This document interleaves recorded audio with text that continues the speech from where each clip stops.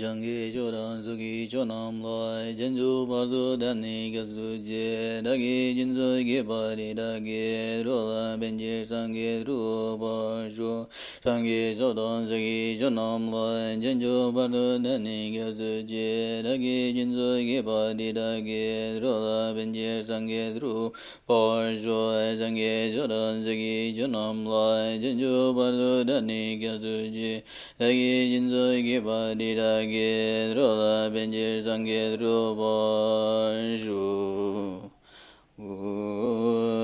Bapa Jambe Zunu Gyubala Cha Zelo Jini Zuda Joju Jite Na Duzum Zeba Mi Zenge Gunda Gimal Eda Dam Jela Ludanga Ida Weja Giyo Zambo Jebe Mon Lam Dagi Gyewa Dam Je Gingon Zum Singi Dulnyen Lura Dubai Gyewa Gun Lara Duja Zelo Dujite Na Dulnye Sangi Non Sangi Zegi Una Subat Eda Jegi Noma Leba Dam Jegi Wadagi Gawa Mode Dangapa Mise Gyazo Na Yangi En La Gyazo Dragung Gyawa Gungi Yonde Rajajin Dewa Shepa Dam Jedagi Do Medo Damba Drewa Damba Dan Zilnye Namdan Jupa Du Jodan Arme Jodan Du Boy Damba Yegewa Deda Lani Joy Bagi Naza Damba Namdan Jodan Jemabum Hira Nyamba Dango Bagi Baba Bejo Gungi Gyewa Deda Lani Jo Bagi Joy Bagana Lami Gyajo Deda Gyewa Damje Laya Mozambo Jola Debe Dodagi Gyewa Kunla Jase Jo Bagi Do Jase Dandi Muwangi Udanga Dandi Jini Gigyan Dipa Dagi Giba Jiji Padeda Damje Dagi Zozo Jajoje Gyewa Gundan Sangis Sangil Dondan Lodan Mi Lodan Roai Gungi Soinangang Layan Doi Kungi Jeju Dai Ranganan Choju Jiten Romeda Janju Rimba Sangi Majanye Gonbodin Dagi Danji La Golo Na Meba Goa Gun Yangin Dadun Ganze De La Droa Gun La Benjin Dewe Jegaba Jingi Dulnye Zubai Dagi De Moraja Zoa Gi Jase Wadan Jujin Zoba Dan Jesu Iran Kuzin Zoai Gewa Junse Dagi Jisaba Damje Dagi Janju Jeringu Shashi Boy Gi Heijo Jemendo Endra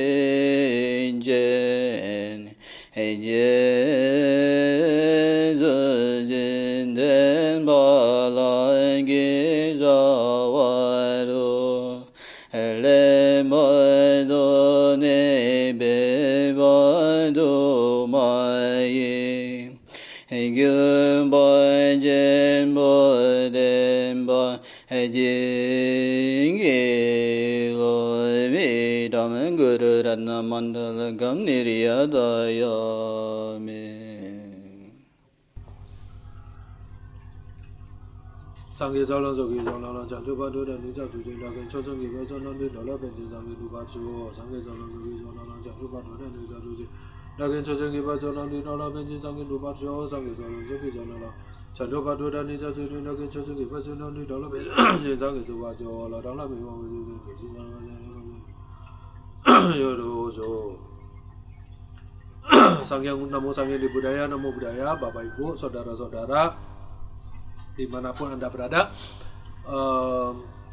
Saya mulai lebih awal karena untuk menghindari kalang kabutnya bubaran karena hujan, supaya tidak bubar tengah jalan. Jadi saya lebih awal 1-2 jam. Hari ini kita harus menjawab beberapa pertanyaan karena sudah sangat banyak. Kita jawab beberapa pertanyaan yang sudah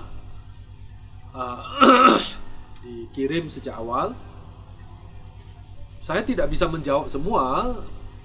Ada beberapa pertanyaan, nanti saya rangkum. Saya tidak bisa jawab semua satu persatu, tapi kalau bisa saya kumpulkan jadi satu lebih baik, begitu ya. Ada yang bertanya dari Jambi, seberapa penting mencapai kebudayaan di kehidupan ini versus kehidupan mendatang? Apakah kehidupan saat ini bisa menjadi yang terakhir?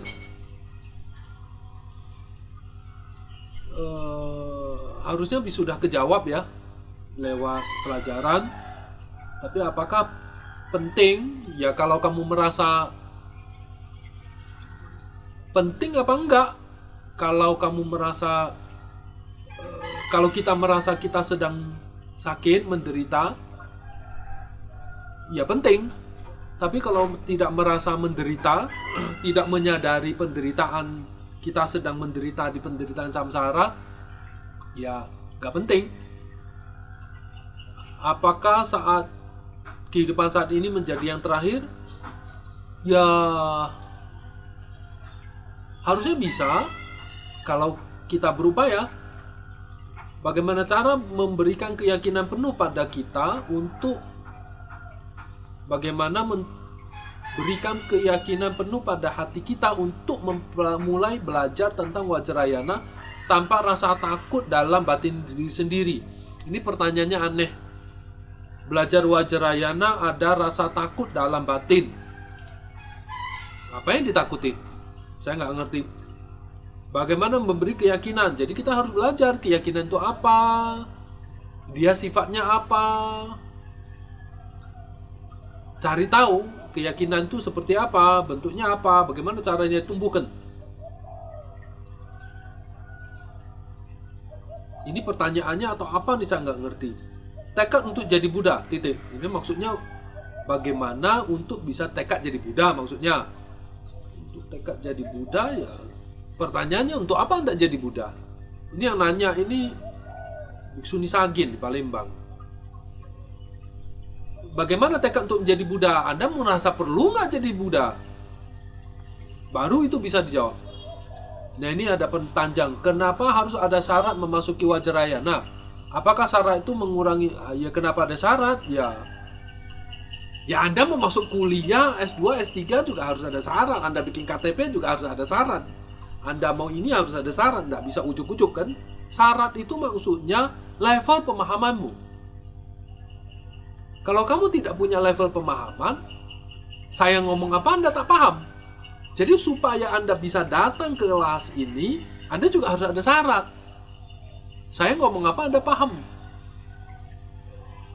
Apakah syarat itu mengurangi motivasi seseorang mengenal Buddha Dharma? Kalau kita bicara tentang Vajrayana, itu artinya Buddha Dharma level atas. Jadi Buddha Dharma level atas, level expand. Jadi ya harus. Apakah syarat ini memang telah diturunkan Sang Buddha? Ya, diturunkan Sang Buddha. Kita nggak belajar dari segala sesuatu yang bukan ajaran Sang Buddha. Terus dilanjutkan sampai saat ini, ya jelas. Jadi kita semua tidak mengurangi dan menambahin. Jika kita tidak mampu memenuhi syarat itu, apakah saya tidak pernah memiliki kesempatan mengajarkan Buddha, mengenal Vajrayana? Jawabnya dua, ya dan tidak. Ya berarti kalau Anda tidak memenuhi syarat, Anda tidak bisa terima inisiasi, tidak bisa praktek, tidak bisa baca sadhana, tidak bisa baca mantra. Apakah mengurangi kesempatan? Ya kalau Anda mau, ya Anda penuhi syarat itu. Berjuang. Ya misalnya Anda mau kuliah, ya Anda harus penuhi syarat itu toh, yaitu dari SMP, SMA kan. Jadi jangan berpikir, oh ya aku mau belajar kok harus ada syarat. Boleh nggak ada syarat? Nggak boleh. Oh, belajar Mahayana aja harus ada syarat kok. Syaratnya sudah paham Paticcasamuppada. Berdasarkan topik seminar ini, mencapai tingkat kebudayaan dalam satu kehidupan, apakah menjalani praktek Vajrayana? Dan di sisi lain, apakah kita melakukan tindakan, pikiran, ucapan bertentangan dengan Buddha Dharma? Saben perutangga pasti dijamin mencapai kebudayaan dan kehidupan ini. Ya. Kalau jalani dengan betul.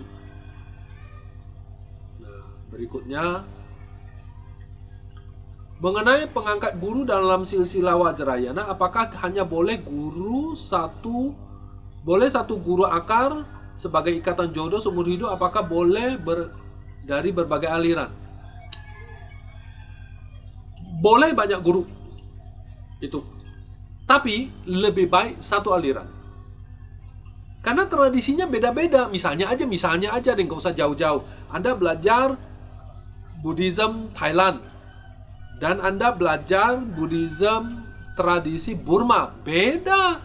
Nanti Anda pergi ke Sri Lanka belajar sama Buddhism Sri Lanka, Colombo, beda lagi, even sama-sama aliran selatan. Sebagai pemula lebih baik satu. Banyak guru kalau Anda sanggup. Dikatakan bahwa jika seorang guru akar melakukan tidak bacik, maka siswa akan tersebut terseret dalamnya. Apakah ini benar? Kata siapa? Kayaknya nggak benar deh. Bagaimana menjadi seorang siswa yang sesuai dengan ajaran ajaran Sang Buddha? Bagaimana menjadi seorang siswa yang sesuai dengan ajaran Sang Buddha? Ini pertanyaannya konyol ya. Saya tak mengerti. Apakah dalam Vajrayana kita harus di Abhiseka sebelum baca mantra? Ya, harusnya begitu. Apakah harus di Abhiseka oleh guru? Iyalah. Masa di Abhiseka sama siapa? Kita harus memiliki guru dong. Kita harus memiliki guru Vajrayana untuk melakukan sadhana dan Vajrayana. Ya. Sudah dijelaskan kemarin ya. Apa yang menjadi dasari analisa yang Guru Atisa untuk memilih Guru Dharma Kirti? Thank you. Aduh, ini ceritanya panjang lebar, buka buku deh. Jelas sekali, tinggal baca aja, nggak perlu pikir-pikir. Apakah untuk mencapai keberhasilan dan meditasi kita harus mendapatkan inisiasi terlebih dahulu dari seorang guru? Ya, gampang aja. Untuk menjadi seorang Vajrayana kita harus memiliki guru. Setahu saya di Indonesia, khususnya di Lampung, belum pernah menjumpai biku yang benar-benar dari aliran Vajrayana. Apakah seseorang ingin belajar di Vajrayana di sadhana terlebih dahulu? Saya senang dengan mantra-mantra yang diajarkan oleh mendiang Bante Nyana Sutta. Tapi karena beliau karena tidak memiliki guru, jadi tidak lagi dilaksanakan. Kalau Anda suka, ya Anda baca aja mantra, tidak apa-apa, yang sudah pernah diajarin. Kalau tidak ada guru, ya cari. Ya masalahnya begini loh.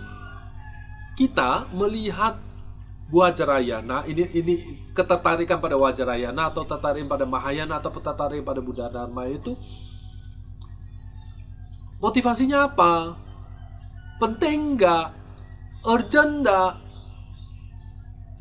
Jadi kita ini, diri kita dan Buddha Dharma hubungannya apa? Korelasinya apa? Urgent nggak dipelajari ini? Saya rasa ini umat Buddha Indonesia ada gawat nih ceritanya begitu. Bagaimana cara memilih guru yang berkualitas? Sudah dijelaskan. Bagaimana atau di mana mencari guru yang benar? Guru yang benar, yang asli ya, guru yang asli yang benar itu tidak mudah ditemui dan tidak beredar di mana-mana. di internet, di mana-mana, dia tersembunyi di tempat pelosok-pelosok. Yang asli belajar, dia tidak tertarik pada mengumpulkan murid, dia tidak tertarik mengajar demi duit, demi angpau, dia tidak tertarik pada terkenal, dia fokus dia belajar. Nah, itu boleh kamu belajar. Cari di mana guru yang asli itu gak mudah ditemuin. Kalau mudah ditemuin itu guru tidak asli. Bagaimana hidup sejati seorang Wajrayana? Bagaimana hidup sejati yang Oke, kalau Anda mau tahu hidup sejatinya orang Wajrayana, mindful 24 jam sebagai Istadewata, sebagai deity. Mulut, badan, ucapan, pikirannya, kan 3 pintu tuh, ucapan, jasmani, dan pikirannya fokus pada latihan Wajrayana, kan ya, pada latihan pembangkitan dan perampungan. Kemudian di atas kepalanya selalu, dan hatinya selalu gurunya. Hatinya dipenuhi oleh bodhicitta. Dan dia mau cepat-cepat untuk keluar dari penderitaan samsara demi penderitaan semua makhluk. Itu hidup sejatinya Wajrayana. Tidak lagi menjadi konsen dalam hidupnya kehidupan duniawi. Ya, maksudnya orang Wajrayana itu ada 2, yang berumah tangga dan tak berumah tangga. Nah, ini, tapi tak berumah tangga tetap bisa renounce. Tidak berumah tangga itu bisa tetap mempunyai suatu realisasi penolakan samsara. Bisa banyak. Paham ya? Bagaimana supaya bisa diterima murid oleh suhu? Ini suhu siapa ini? Kalau mau cari, mau suhunya maksudnya saya, ya Anda datanglah ke saya.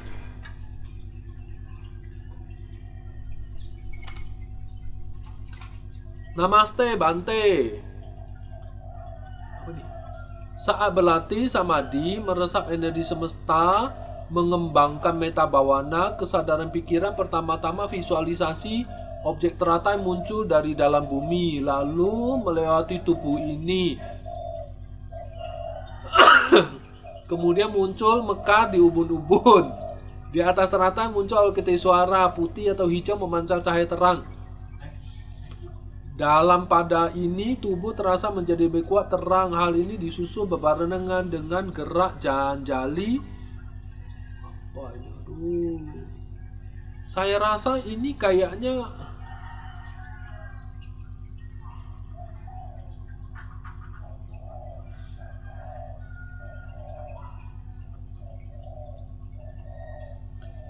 lalu gerak depan dada, gerak ini di depan, kadang bentuk sikap abaya. Kadang gerak tertentu. Mohon maaf pertanyaan, semoga semua makhluk, saya mengucapkan semoga semua makhluk berbahagia. Apa yang terjadi dengan saya, Bante? Apa yang terjadi? Ayo, Anda ingin saya jawab dengan cara dengan apa? Jujur atau tidak jujur? Kalau tidak jujur, saya bilang Anda baik-baik saja. Jujur, saya bilang something wrong with you. Anda bertanya seperti ini, lebih baik Anda belajar dengan, tidak ada salahnya dengan teknik meditasi seperti ini. Tidak ada salahnya. Tidak ada salahnya Anda memancarkan cinta kasih, semoga semua makhluk hidup berbahagia, nggak ada caranya. Lalu ada gerak-gerak sana, gerak sini, itu terjadi di mana-mana. Semua orang kadang-kadang bisa meditasi bergerak-gerak. Tetapi yang saya ingin sarankan adalah ada baiknya Anda mengikuti sebuah prosedur meditasi yang pakem, yang turun-temurun dari zaman Buddha sampai sekarang yang tidak salah. Jadi maksudnya begini, kalau bapak saya pergi ke suatu tempat lewatin jalan ini, sudah jelas nyampe kan ya. Dia akan nurun ke anaknya, anaknya akan nurun ke cucunya melewati jalan ini. Jika sampai setengah dikiranya ada halangan atau ada perkembangan, itu bisa secara perkembangan berikutnya. Tapi kalau kita, ini ibaratnya kita mengikuti prosedur meditasi dari para guru-guru. Tradisinya ini, ikutin ini, caranya ini. Kita ini nggak tahu apa-apa, ilmu pengetahuan kita nggak karuan, pemahaman kita nggak karuan, realisasi kita nggak ada. Jadi nggak usah ngarang-ngarang cara-cara yang tidak bisa dipertanggungjawabkan. Maksud saya di Vajrayana. Tapi kalau Anda mau meditasi dengan segala macam cara, bayangin ini, ya boleh saja. Tapi kalau Anda bertanya pendapat saya menyarankan Anda lebih baik pergilah ke satu apa namanya? Satu prosedur yang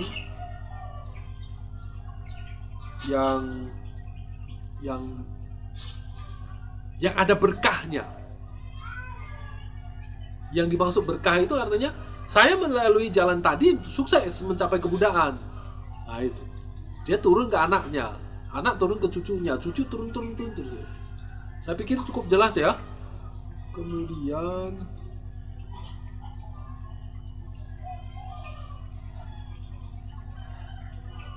bagaimana cara kita mengetahui kecocokan kita terhadap metode praktek Vajrayana, Mahayana, atau Vajrayana, atau Theravada, sehingga praktek kita lebih cepat berkembang? Semua orang harus melewati Theravada, Mahayana, Vajrayana. Itu satu kesatuan, satu bagan utuh.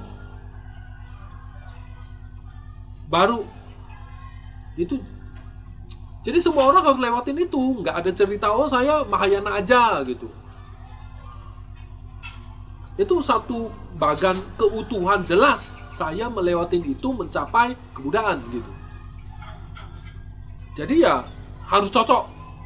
Saya nggak cocok dengan Theravada, Anda nggak cocok dengan cara tradisinya, bukan tidak cocok dengan ajarannya. Saya nggak cocok misalnya, saya nggak cocok tradisi duduk aja, saya nggak cocok tradisi cara Theravada Mahayana, Theravada Burma atau Theravada Thailand, atau saya tidak cocok dengan Theravada apa namanya Colombo, Sri Lanka. Itu lain cerita. Anda tidak boleh mengatakan saya tidak cocok dengan Theravada, ajarannya Mahayana. No, bukan begitu. Satu kesatuan Buddha Dharma itu satu rangkaian kesatuan.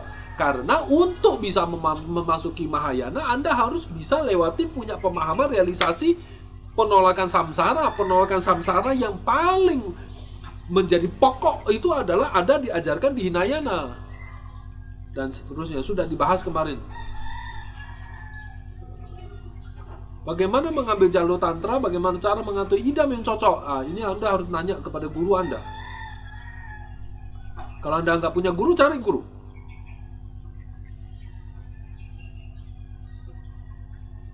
Bagaimana mencapai batin yang tenang seimbang dalam kondisi pandemi seperti ini?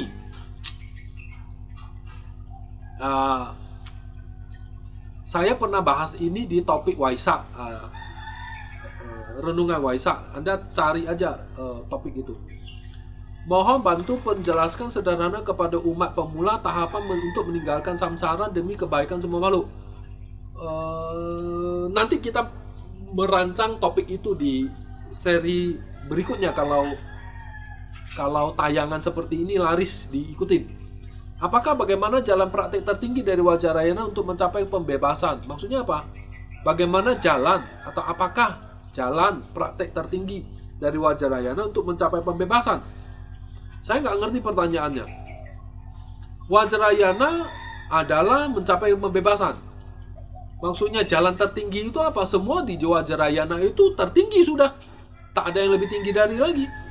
Mencapai pembebasan, pencerahan, kebahagiaan tertinggi. Apakah bagaimana jalan? Apakah jalannya dengan cara Vajrayana untuk mencapai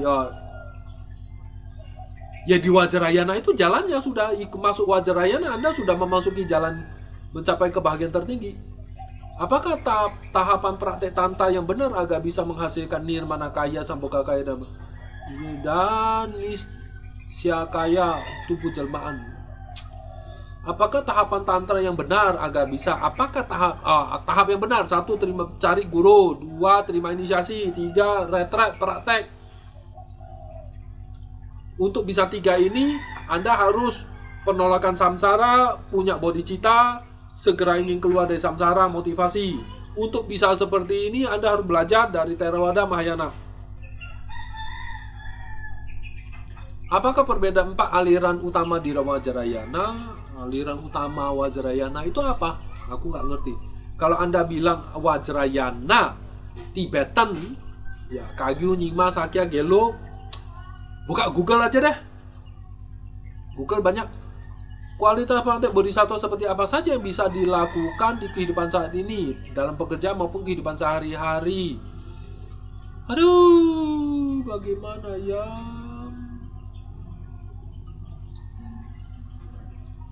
Praktek bodhisattva seperti apa saja yang ini yang nanya ini teman saya. Dia ada di Jakarta, kerja di suatu tempat di Kedoya.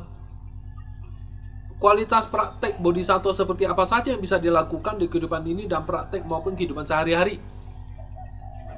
Praktek bodhisattva. Praktek bodhisattva itu kan 6 paramita ya. Ya jalannya dia 6 paramita loh. Itu praktek bodhisattva. Tetapi ini karena teman, jadi saya jelasin panjang lebar. Jadi ada, kalau nggak teman ya sekedarnya suhu jahat ya. Karena teman nih yang bertanya ini, karena kita kenal nih teman nih, saya jelasin panjang lebar. Jadi apa tadi ya? Lupa saya nih. Kualitas praktek bodhisattva. Praktek bodhisattva kan 6 paramita itu. Nah, untuk bisa punya 6 paramita yang asli, kita harus praktek sumpah bodhisattva. Untuk bisa menerima sumpah bodhisattva, kita harus punya bodhicitta. Jadi suatu tekad. Nah, punya bodhicitta itu, untuk bisa punya bodhicitta, kita harus menyadari samsara dan saya tak mau di samsara. Lewatin tahap itu. Gitu. Bagaimana caranya memperkuat komitmen dalam kehidupan kerja? Cara memperkuat komitmen, aku tidak mengerti ini maksudnya apa nih? Apakah Anda sering lalai? Oh, nah, jadi ya, umat Buddha Indonesia ini kan kekurangan bahan pelajaran ini. Komitmen itu apa? Bagaimana memperkuatnya? Sila itu apa? Definisinya apa? Definisi, kemudian apa lagi ya? Cara. Misalnya dana parimita. Dana parimita itu definisinya apa? Cara ngembangkannya apa? Tipenya apa? Dia ada di mana? Contoh, kemelekatan. Kemelekatan itu apa? Kemelekatan itu apa? Tipenya, cirinya, munculnya bagaimana, objeknya apa aja. Hal kayak gini tuh perlu dipelajari. Jadi jangan, ini denger nih, jangan minta bantai-bantai untuk ceramah yang enak-enak untuk didengar, yang tidak ada hubungannya dengan kemajuan. Oh, bagaimana mencapai sukses? Bagaimana mencapai ini? Jangan pula topik-topik yang melihat alam alam tak tampak. Alah, apa gunanya cerita kayak gini? Bagaimana cara mendapatkan hidam cocok? Tadi sudah. Namun budaya Bante, saya mau tanya cara membagikan bodhicitta. Lama. Saya sebagai umat Buddha tidak memiliki guru Vajrayana. Cari guru, tidak bisa enggak. Bagaimana caranya saya melakukan praktek membagikan bodhicitta dalam kehidupan sehari-hari? Kalau mau tanya, ya saya jawab. Duduk, buka bukunya, ikutin prosedur, renung setiap bait, renung setiap bait, renung sampai setiap bait tiap hari, setiap pagi, malam ikutin prosedur renung. Let's say 2-3 tahun, nah ada hasil. Buku apa? Buku nanti saya bilang, nanti dibilang promosi. Ini agak susah ini. Buku tentang bodhicitta cari di Google. Nah, bagaimana buku yang menjelaskan bodhicitta? Klik Google. Nah, itu keluar. Nah, jadi saya nggak promosi, repot nanti. Gambar umum praktek Wajarana, cara praktek dalam ritual Wajarana, sarana prasarana seperti rupang. Rupang nggak penting. Ini motivasi kagak ada. Duduk sembahyang kelenteng, itu dukun. Praktek motif bodhicitta, praktek Mahayana, praktek Wajarayana, basisnya bodhicitta dan penolakan samsara. Kalau itu tidak ada, merdukun. Kelenteng. Kata orang Medan, coho kwa, enak dipandang, omong kosong. Itu kulit. Real tak begitu. Bagaimana cara meditasi yang baik hingga bisa mencapai jana? Waduh, ini tanya Bante Surya Bumi. Sesuai tema mencapai kehidupan satu, bagaimana mencapai kehidupan satu, bagaimana cara ikutin pelajaran saya. Sedang kita sudah melihat sejarah Siddhartha berkali-kali. Oh ya, oke, saya ingin bahas satu topik yang menarik.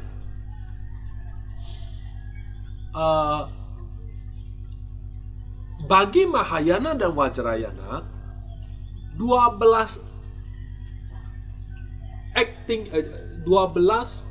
aktivitas Sang Buddha, 12. Jadi 12 aktivitas Sang Buddha itu kan, jadi riwayat hidup Sang Buddha itu dibagi 12 fase utama besar. Misalnya Buddha lahir, Buddha meditasi pertama, potong rambut, bertapa, dia gini, itu ada 12. Buddha ke Tawatimsa, Buddha ke ini, Buddha ngajar nih, itu ada 12. 12 ini bagi ada 4 aliran besar di Buddhis, Sautantika, Vaibhasika, Citamatin, dan Madhyamika. 2 yang ini, Citamatin dan Madhyamika, itu menganggap Buddha adalah aktivitas itu adalah acting. Kami menganggap itu acting. Jadi dia itu sebenarnya sudah, cuman dia hanya muncul di dunia ini untuk melakukan acting. Besok misalnya saya mencapai kebuddhaan, saya akan melakukan 12 itu. Anda kalau mencapai kebuddhaan besok sama Sang Buddha, Anda akan melakukan 12 itu. Tetapi bagi yang Sautantika dan Vaibhasika, mereka mengatakan bukan acting, 9 depan itu bukan. Oke. Itu didebat dari zaman kuda gigit besi sampai ini hari masih aja seperti itu. Jadi kita nggak usah ikut debat. Jadi kita terima aja. Oh, saya menganggap ini, saya menganggap itu. Oh, golongan ini menganggap itu, golongan menganggap ini, nggak gini itu. Gampang kan? Contoh, tomat itu buah atau sayur? Orang bilang tomat itu buah. Orang bilang tomat itu sayur. Ya, mau debatin tomat itu buah, mau debatin tomat itu sayur, ya tomat dimakan, masuk perut, keluar tai. Sayur, tomat jadi sayur, dimakan di perut, keluar jadi tai. So, what's the point?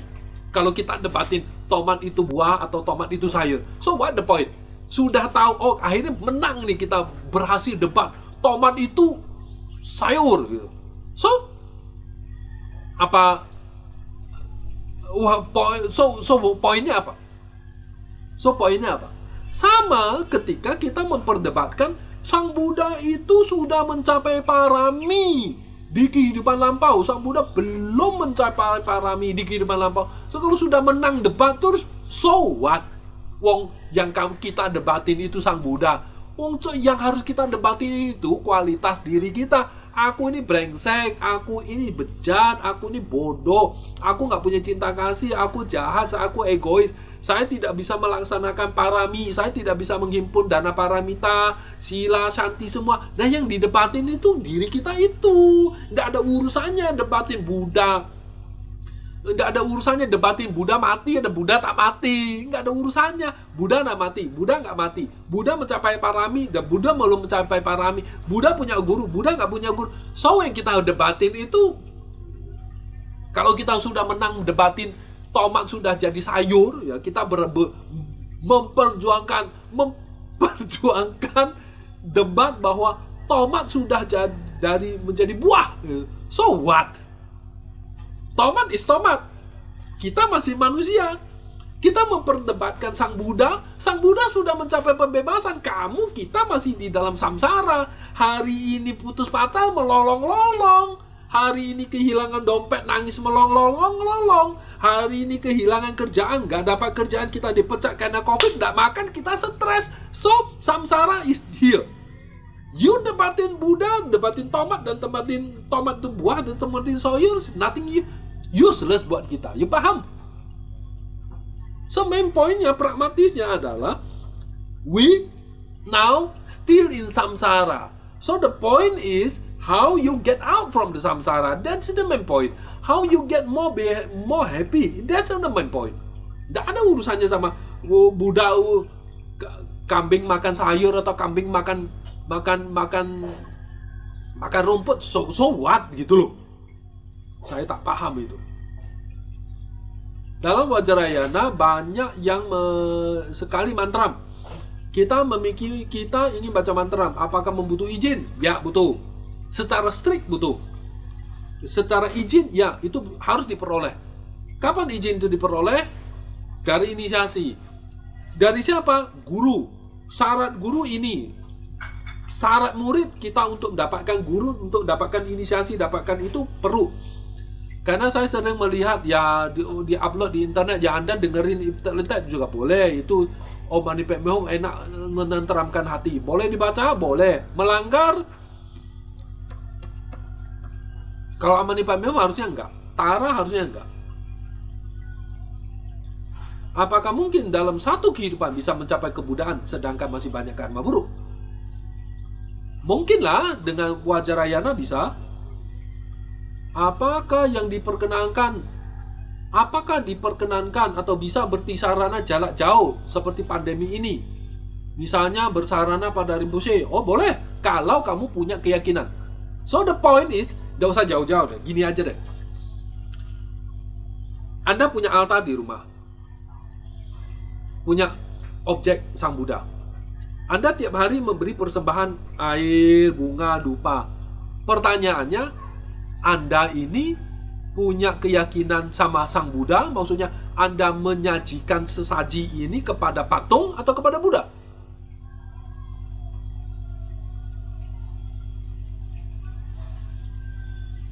Apakah Anda punya keyakinan bahwa itu adalah Buddha sendiri yang hadir di situ, yang menerima sesaji persembahan? Gini, nggak usah jauh-jauh. Banyak teman-teman saudara-saudara kita yang orang Tionghoa mati. Maaf. Banyak saudara-saudara kita orang Tionghoa yang sembahyang saudara-saudara, sanak familinya, orang tuanya, nenek kakeknya yang sudah mati melalui foto atau papan nama. Setiap hari besar, misalnya hari makan bakcang, hari ini, hari itu, Imlek, hari peringatan, kita taruh makanan, potong ayam, makan padi, rendang, segala macam, bakpao, kuah, segala macam, kami banyak sekali menyajikannya di depan foto dia. Pertanyaannya, kita kasih makan ke foto, kita kasih makan ke orang yang sudah mati, atau apa sih yang kita lakukan? Kita punya keyakinan enggak? Sama dengan kita punya Kuan Im. Kuan Im di mana, di altar rumah kita, atau Buddha. Ya, Topek Kong, Kuan Tekong, semua boleh. Ketika kita menyajikan sesaji kepada beliau-beliau ini, kita ini punya anggapan di otak kita apa? Saya memberi makan sesaji kepada patung? Atau saya mempersembahkan itu kepada mereka yang hadir di situ. Kalau kita nggak punya keyakinan, dan kita hanya menganggap itu suatu ritual, ritus, aktivitas yang harus kita jalanin, atau kita menganggap itu sebagai suatu tindakan yang tak ada gunanya, atau hanya kita nggak punya keyakinan dan kita menganggap saya memberi sesaji kepada patung, Anda minta tisarana lewat internet tidak jadi.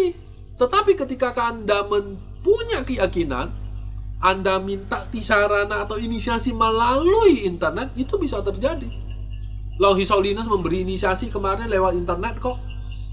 Geger dunia persilatan Buddhis. Ada yang mempertentangkan, ada yang enggak. So, depend on kita punya keyakinan, serada apa enggak gitu. Sang Buddha ada di depan. Kau namaskara kepada dia. Anda namaskara sembahyang, Anda pai kepada patung, batu, kayu, keramik, atau Anda memberi namaskara penghormatan kepada Buddha. Lalu ceritanya lagi, lanjut, Buddha itu ada atau Buddha itu sudah mati? Nah, ini perkara lagi itu. Apakah Tantra berfokus pada ritual? Atau tidak terbatas hanya itu saja?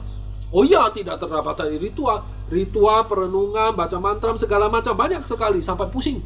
Saking banyaknya. Bagaimana memulai spiritual Buddhisme Tibet melalui praktek meditasi mendalam? Itu maksudnya apa? Saya tidak paham. Meditasi mendalam. Buddhisme Tibet meditasi mendalam. Saya tidak paham pertanyaan Anda. Bagaimana caranya menghilangkan pikiran masa lalu agar kita membawa kebahagiaan dan ketenteraman? Saya tak paham juga. Bagaimana cara menghilangkan pikiran masa lalu? Maksudnya pikiran masa lalu agar bisa membawa kebahagiaan tentram. Masa lalu kan sudah lewat, toh masa lalu ini maksud apa urusannya? Saya tidak paham pertanyaannya nih. Bagaimana cara belajar Vajrayana? Ikutin kelas ini. Karma buruk dulu saya pernah lakukan. Apa yang bisa dihilangkan ya? Oh bisa. Apa hanya minta maaf saja sama orangnya? Ya minta maaf salah satunya. Menurut Yang Mulia, bagaimana cara paling jitu untuk merubah nasib? Misalnya orang dia katakan tidak bisa kaya, lalu atau akan mati. Apakah dengan fangseng, baca parita, vegetarian?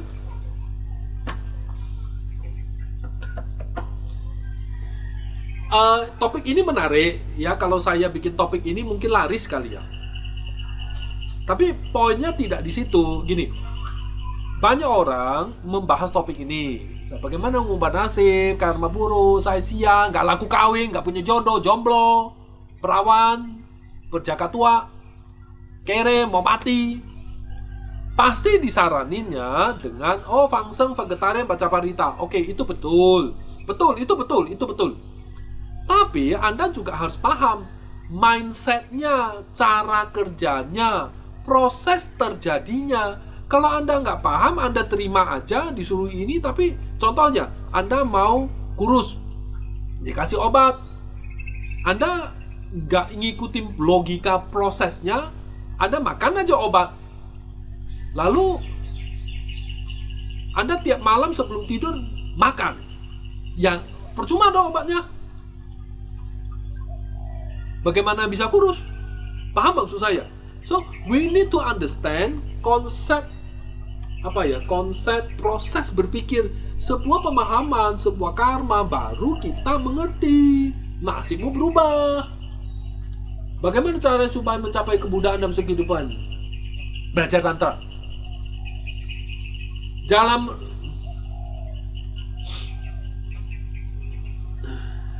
Ini maksudnya apa? Cuma sepotong begitu aja. Jalan menuju alam Sukawati. Oh, bagaimana caranya supaya mencapai kebudayaan sabtu kehidupan menuju jalan Sukawati, gitu maksudnya? Aku tidak tahu, ini dua orang yang nggak sama nih. Jalan menuju alam Sukawati. Jalan menuju alam Sukawati, Namo Amitabha Buddhaya. Benar. Mengapa tradisi Vajrayana terlihat kompleks daripada tradisi lain? Ya karena demikian cara Vajrayana. Puja Bakti, ya demikian cara Vajrayana. Bagaimana cara mencapai kebudayaan dalam kehidupan? Belajar kelas saya. Apakah Buddha hanya bisa dicapai oleh biku? Oh, siapa bilang? Umat awam banyak. Drom Rinpoche, Drom Tompa, Guru Ati, siapa namanya? Miralepa, banyak kok, banyak. Bagaimana Canda Gomin? Bagaimana mencapai tingkat kesucian minimal Sotapanya? Dengan kita hanya bisa mencapai upasaka bila transfer pengetahuan dia. Oh, ini pertanyaan ini. Bagaimana caranya mencapai tingkat Sotapanya dengan kita hanya sebagai upasaka? Apakah bisa dilalui dengan cara transfer ilmu pengetahuan menuju jalan kesucian, tapi bukan dengan belajar. Bukan dengan belajar terus duduk diam matret gitu transfer gitu. Dan yang nanya ini SPD, sarjana pendidikan. Mak gacau ini. Bagaimana caranya? Anda pergi ke Thai atau Burma atau Kamboja atau Laos. Di hutan-hutan sana itu banyak arhat-arhat. Nah, banyaklah kau pergi sana untuk minta, oh Bante yang mulia, transfer saya. Lalu saya segera mencapai Sotapanya saat ini juga. Nah, kalau dia mau kasih, ya kabarin saya juga mau. Gimana caranya? Saya tidak tanpa belajar, saya tidak mengerti. Mohon Suhu memberi pelajaran, penjelasan terkait Vajrayana dengan warisan Nusantara. Kamawi Bangga itu nantilah kapan-kapan, itu satu topik besar, itu tidak ada habisnya. Apakah dengan mempraktek tantra sebagaimana yang diajarkan dalam Kadampa ini seorang praktisi penegak hukum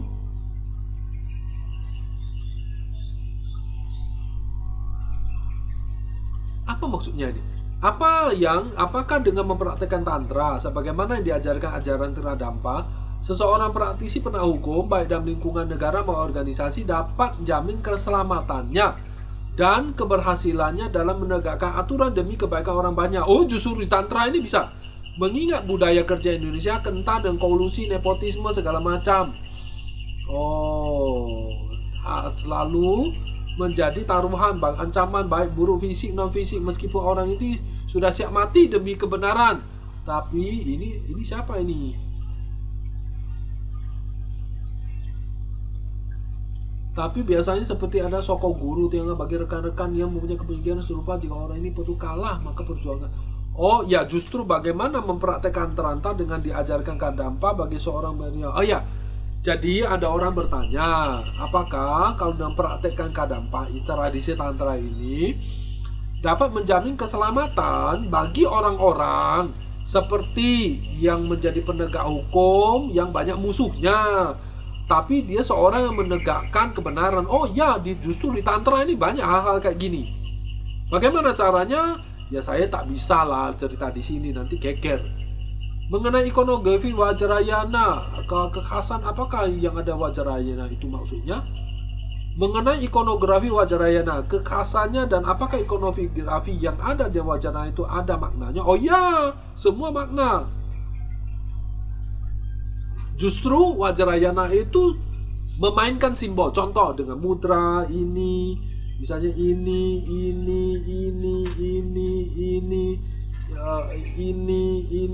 itu semua mudra dan itu simbol. Tidak usah jauh-jauh, sehari-hari kita simbol. Misalnya ini ya, saya ketemu Anda, lalu saya bilang, apa artinya? Saya suruh Anda ke sini, simbol. Jadi mudra itu simbol.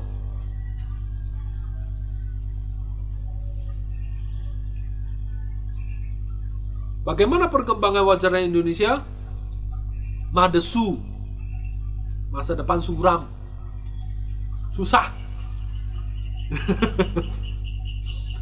Zaman Sriwijaya dulu berkembang Vajrayana. Nah, dalam Vajrayana tersebut lebih ditekankan praktek apa? Vajrabhairawa dan Bodhicitta.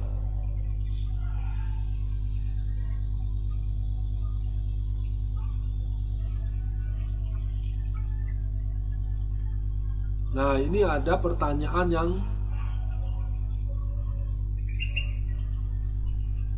ini maksudnya apa ini?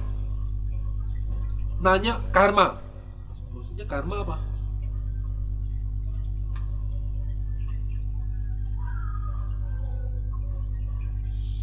Orang nanya, sebenarnya tantra itu ada berapa sekte? Yang Anda maksud Tibetan ya cuma 5. Kalau yang Indo ya banyak sih sebenarnya. Sekte Bhairawa, sekte Cakra Samwara, sekte Kriya, sekte ini banyak. Apakah kitab suci agama Buddha? Tripitaka. Apa maksudnya dari Om Mani Padme Hum? Apa maksudnya Om Mani Padme Hum? Wah, itu 1 hari nggak sekaruan selesai.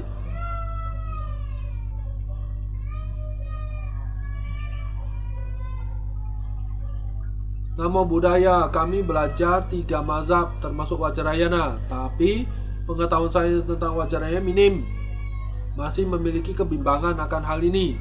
Apa yang ada bimbingan dari bahwa sembahyang versi Vajrayana sangat sakral.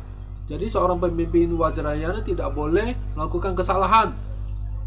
Apakah terdapat benar tata cara, apakah pendapat tersebut benar? Apakah ya sebenarnya ritual Mahayana, Vajrayana, semua ritual itu sakral, nggak boleh salah. Kenapa nggak boleh salah? Nggak boleh asal-asalan.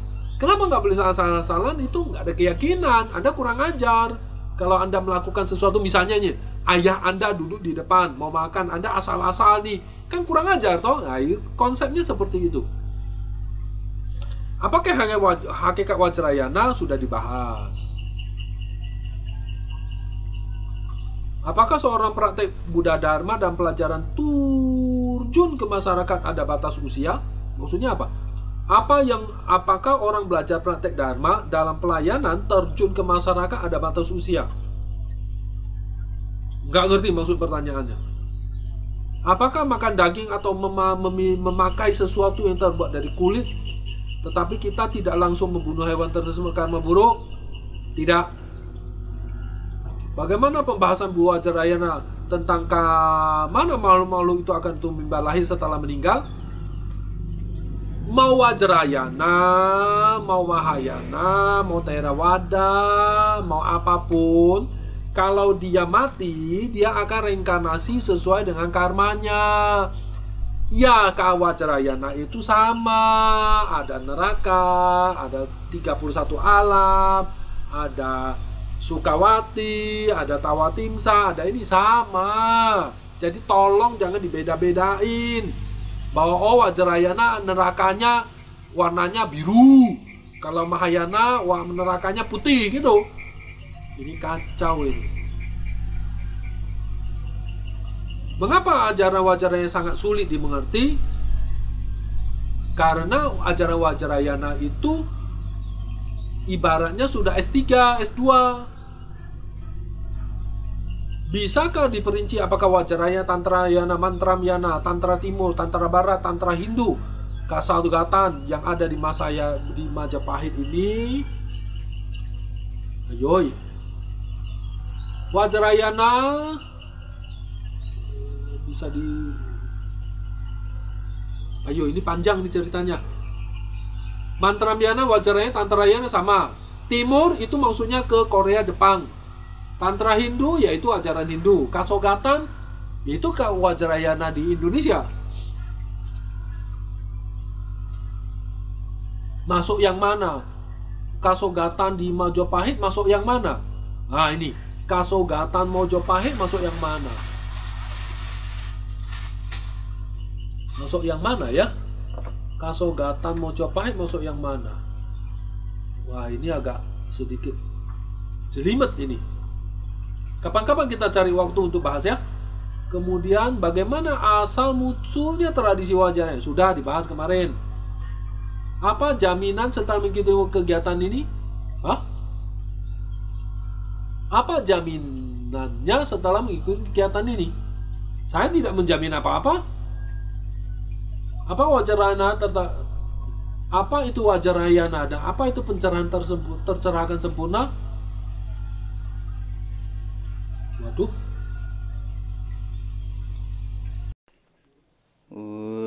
shashi bogi juzi metodran zira blinzi nyide genpa di sangye shindu mite buwa genro kunanda shingla chopa shoyi taman guru ranna mandala kamniriya dayami